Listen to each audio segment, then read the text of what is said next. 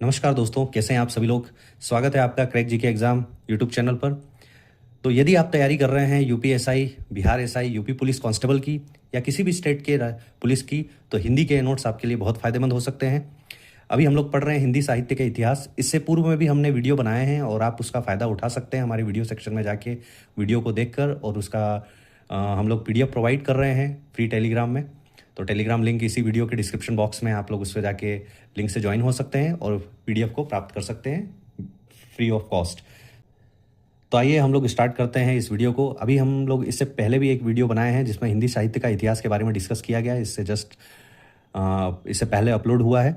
उसमें हम लोगों ने आदिकाल वीर गाथा काल, जिसे आदिकाल वीर गाथा काल भी कहा गया है, भक्ति काल और रीति काल के बारे में डिस्कस किया है। आज हम लोग डिस्कस करेंगे आधुनिक काल में। आधुनिक काल का जो समय सीमा थी वो 1900 ईस्वी से आज तक की समय सीमा है। तो आइए हम लोग आधुनिक काल के बारे में पढ़ते हैं। आधुनिक काल जो है उसको कई युगों में बांटा गया है। जैसे कि पहला युग है भारतेंदु युग। और भारतेंदु युग किसके नाम पे पड़ा, आप सभी को पता है, भारतेंदु हरिश्चंद्र के नाम पर। तो भारतेंदु युग की जो प्रमुख विधा थी वो क्या थी, नाटक थी। इनके प्रमुख नाटक कौन कौन से, भारतेंदु हरिश्चंद्र ने भारत दूरदशा, अंधेर नगरी, वैदिक हिंसा, हिंसा न भवती, नील देवी, रत्नावली, कपूर मंजरी, हरिश्चंद्र आदि प्रमुख नाटक लिखे। और इसके अन्य जो प्रमुख रचनाकार थे वो प्रताप नारायण मिश्र, बालकृष्ण भट्ट इस काल के प्रमुख रचनाकार थे।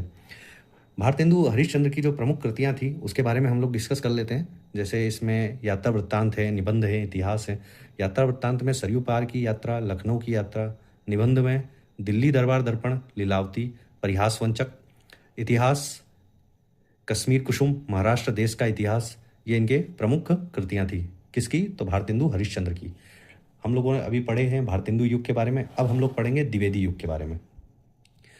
तो द्विवेदी युग जो है वो किसके नाम पे पड़ा है, महावीर प्रसाद द्विवेदी जी के नाम पर। इस काल की जो विधा थी वो निबंध थी। आपको ये प्रश्न आपको ध्यान में रखना है कि भारतेंदु युग में क्या था, तो नाटक विधा थी। द्विवेदी युग में निबंध विधा थी। सरस्वती पत्रिका का संपादन महावीर प्रसाद द्विवेदी ने किया था। इस काल के प्रमुख रचनाकारों में सरदार पूर्ण सिंह है, श्याम सुंदर दास, बाल मुकुंद गुप्त प्रमुख रचनाकार थे। इसके बाद में हम लोग आते हैं छायावादी युग में। छायावाद युग की जो प्रमुख रचना बनी है वो है कविता। द्विवेदी युग में निबंध, भारतेंदु युग में नाटक और छायावाद में कविता। तो छायावाद के 4 स्तंभ प्रसाद निराला पंत और महादेवी वर्मा। आप प्रसाद से जयशंकर प्रसाद जी के बारे में आप जान सकते हैं। निराला सूर्यकांत त्रिपाठी निराला पंत और सुमित्रा नंदन पंत, और महादेवी वर्मा जो चौथी हैं। तो छायावाद के 4 स्तंभ प्रसाद निराला पंत और महादेवी वर्मा। अब इसके बाद हम लोग डिस्कस करेंगे प्रगतिवादी युग के बारे में। सन 1936 में लखनऊ में मुंशी प्रेमचंद की अध्यक्षता में प्रगतिशील लेखक संघ की स्थापना की गई थी। इस काल में रचनाकार का स्वर सामाजिक हो गया था, क्योंकि यह मुख्यतः किससे जुड़ गए थे, भारतीय आंदोलन से जुड़ गए थे। तो इसलिए सामाजिक स्वर के साथ ये लोग रचनाएं करते थे। इनकी प्रमुख रचनाकार कौन कौन थे, यशपाल, नागार्जुन, राहुल सांस्कृत्यायन, केदारनाथ अग्रवाल और भीष्म रानी इस युग के प्रमुख रचनाकार थे। इसके बाद आए प्रयोगवाद। प्रयोगवाद का आरंभ तार सप्तक के प्रकाशन से माना। प्रयोगवाद में प्रमुख रचनाकार थे अज्ञेय जी, मुक्तिबोध जी और धर्मवीर भारती जी थे।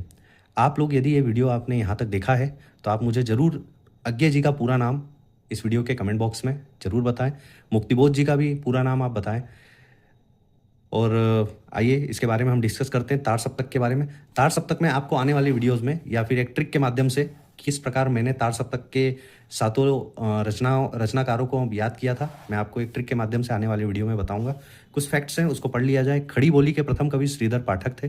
देखिए, खड़ी बोली के प्रथम आदि कवि यदि पूछता है, या कहीं कहीं अमीर खुसरो का भी नाम देते हैं खड़ी बोली के प्रथम कवि के रूप में, मगर आपको ये ऑप्शन यदि दोनों है, श्रीधर पाठक और अमीर खुसरो, तो आप अमीर खुसरो की तरफ जाइएगा।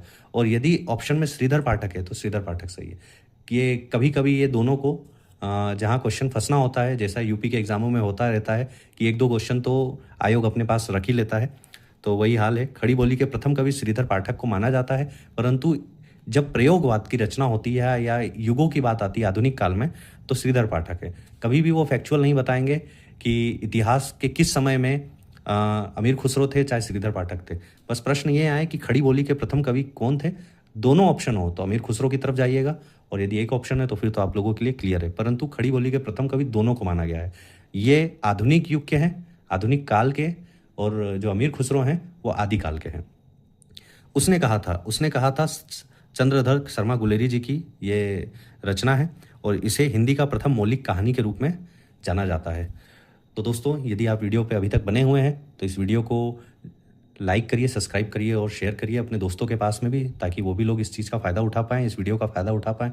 इस वीडियो का आपको PDF हमारे टेलीग्राम लिंक के द्वारा आपको टेलीग्राम चैनल पे मिल जाएगा। तब तक के लिए धन्यवाद। जय हिंद।